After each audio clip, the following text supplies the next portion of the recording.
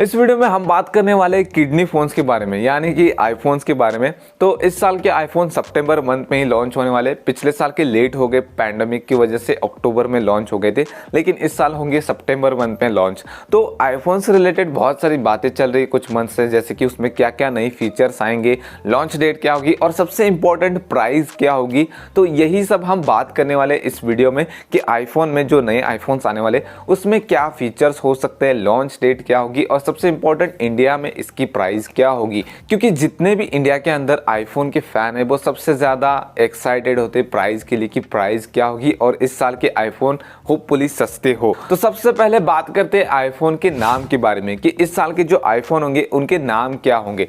तो यहाँ पर दो पॉसिबिलिटीज है, मतलब कुछ लोगों का कहना है कि इस साल के आईफोन आएंगे 12S नाम से और कुछ लोगों का कहना है कि आईफोन 13 नाम से आएंगे। तो मुझे यहाँ पे ज्यादा पॉसिबिलिटी लग रही है कि आईफोन 13 नाम से इस साल के आईफोन आएंगे, क्योंकि एक पैकेज का फोटो लीक हुआ था जिसपे लिखा हुआ था आईफोन 13। तो ज्यादा चांस है कि आईफोन 13 इस नाम से ही इस साल के आईफोन आए। और एप्पल भी जानता है अगर इस साल के आईफोन 12S नाम से आए तो लोगों को ऐसा लगेगा ही नहीं कि ये नया आईफोन है, ऐसा लगेगा कि पिछले साल के आईफोन को इस साल थोड़ा बहुत अपग्रेड करके फिर से मार्केट में लाया गया। तो इस चीज पे एप्पल थोड़ा सोचेगा और ऐसा लगता है कि आईफोन 13 नाम से इस साल के आईफोन आ सकते हैं। अब बात करते हैं इनके फीचर्स के बारे में कि इस साल के आईफोन्स में क्या क्या चेंजेस होने वाले। तो सबसे पहला चेंज होगा पीछे के कैमरा बम्प में। तो पीछे का जो कैमरा बम्प है उसको कम किया जाएगा, एक ही ग्लास की शीट लगाई जाएगी जिसकी वजह से कैमरा बम्प जो है वो कम हो सके।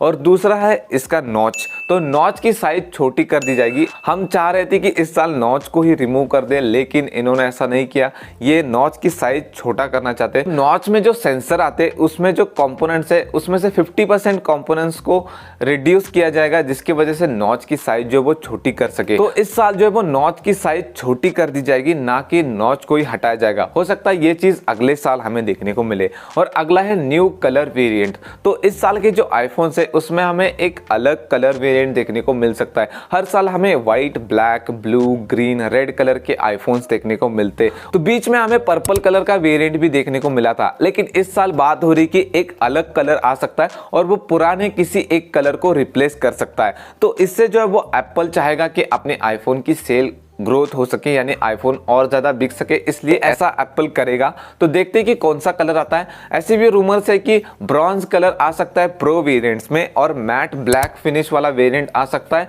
चारों मॉडल्स में।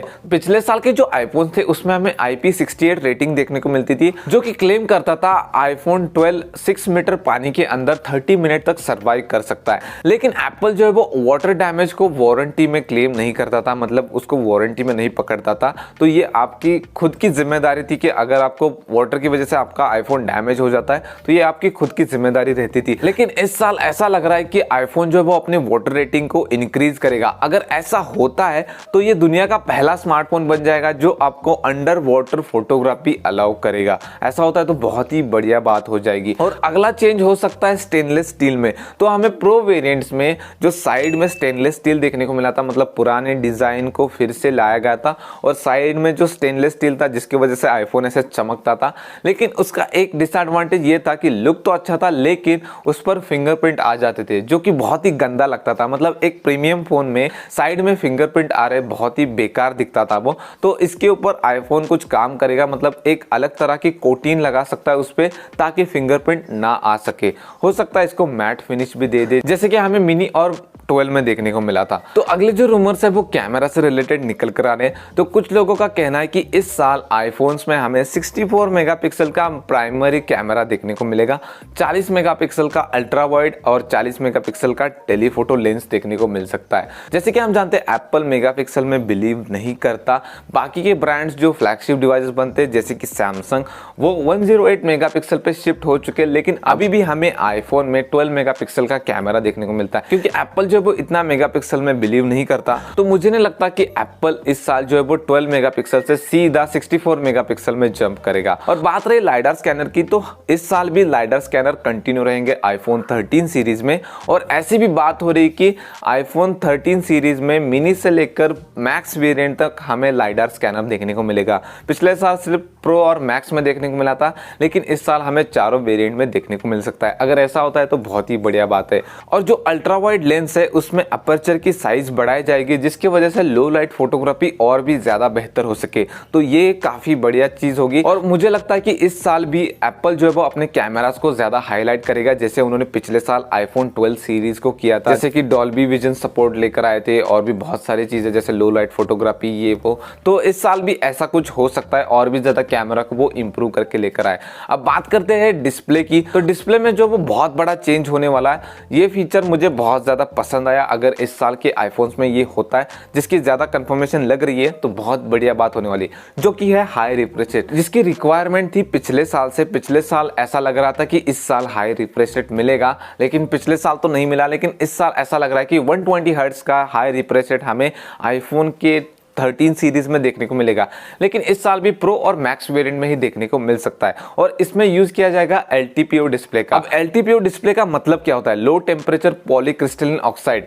मतलब ज्यादा साइंस में नहीं जाएंगे, एकदम आसान भाषा में समझते हैं। तो इसका मतलब होता है कि ये हाई रिफ्रेश रेट को यूज के अकॉर्डिंग स्विच करता है। मतलब आप स्क्रीन पे क्या चला रहे हो उसके अकॉर्डिंग रिफ्रेश रेट जितना जरूरी है उतना ही स्क्रीन पे रिफ्रेश रेट रहता है। जैसे 1 हर्ट्ज से 120 हर्ट्ज तक ये स्विच कर सकता है, जिससे बैटरी कम ड्रेन होगी। और यही तो एप्पल चाहता है कि उनके आईफोन की बैटरी कम ड्रेन हो, उनको बैकअप ज्यादा देना है, क्योंकि आईफोन की बैटरी इतनी बड़ी नहीं होती।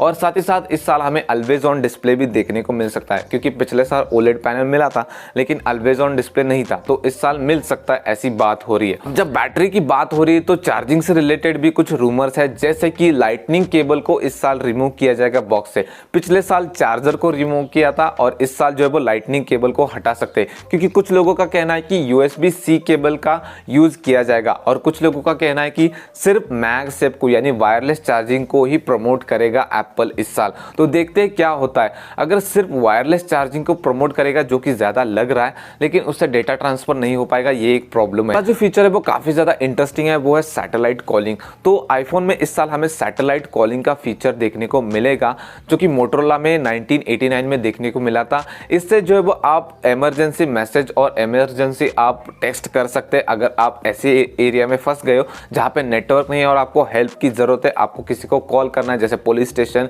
या फिर आपके किसी भी रिलेटिव्स को जो आपकी हेल्प कर सके, तो ये एक फीचर काफी इंटरेस्टिंग लगा। लेकिन अभी एक न्यूज निकल कर आई है कि ये फीचर हर कंट्री में अवेलेबल नहीं होगा, कुछ ही कंट्रीज में होगा, और जैसे आईफोन लॉन्च होंगे उसी के साथ ये फीचर नहीं देखने को मिलेगा। ये हमें अगले साल अपडेट के थ्रू देखने को मिल सकता है, ऐसी बात हो रही है। इस पे भी कुछ कंफर्मेशन नहीं है। जब इस साल के आईफोन्स लॉन्च हो जाएंगे उसके बाद ही इसका कंफर्मेशन मिल सकता है।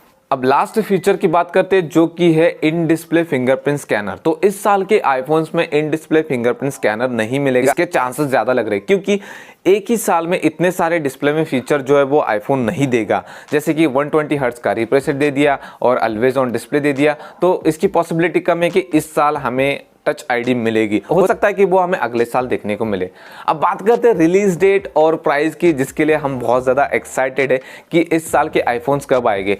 तो मुझे लगता है कि रूमर्स के अकॉर्डिंग 14 सितंबर को जो एप्पल का लॉन्च इवेंट होगा, जिसमें आईफोन्स लॉन्च होंगे। 17 तारीख को प्री ऑर्डर स्टार्ट होंगे और 24 सितंबर को जो है वो आईफोन मिलना स्टार्ट हो जाएंगे। इंडिया में एक हफ्ता लेट होगा, 24 तारीख को होगा प्री ऑर्डर स्टार्ट और 30 तारीख से आगे हमें आईफोन मिलना स्टार्ट हो जाएंगे। अब बात करते हैं सबसे इंटरेस्टिंग पार्ट की, जो कि है प्राइसिंग। तो इस साल के आईफोन्स की प्राइस क्या होगी?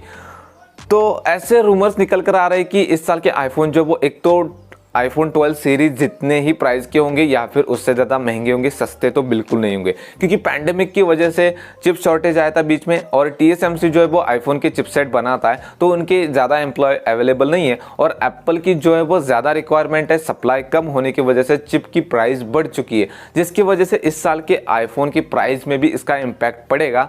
तो हो सकता है कि या तो 12 सीरीज जितने ही प्राइस के आए या फिर उससे थोड़े महंगे देखने को मिले। लेकिन यहाँ पर एक गुड न्यूज़ ये है कि आईफोन 12 सीरीज जो है वो आईफोन 13 सीरीज के लॉन्च के बाद सस्ती हो जाएगी। अगर आपको पिछले सीरीज से कोई प्रॉब्लम नहीं है तो आप आईफोन 12 सीरीज ले सकते हैं 13 की जगह। तो बस यही था इस वीडियो में। अगर आपको वीडियो पसंद आए तो वीडियो को एक लाइक जरूर कर देना, ऐसे वीडियो के लिए चैनल को सब्सक्राइब कर देना। मैं मिलूंगा नेक्स्ट वाले वीडियो में।